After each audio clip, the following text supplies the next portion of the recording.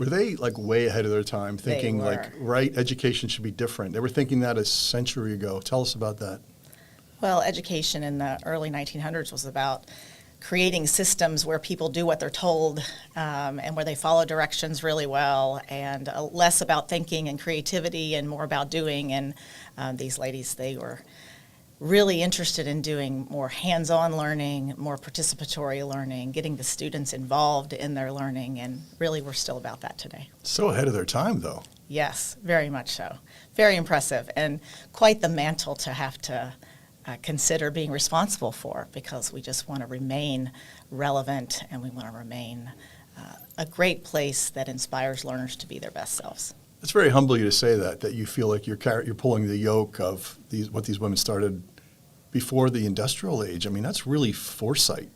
It really is, and inspiring to be a part of that. And women who lead large independent schools, there are many of us. It's really more about 20 to 25% of the largest independent schools in the country are led by women. And to think that ours was started by women is really inspiring to me. Yeah, pre-suffrage and everything.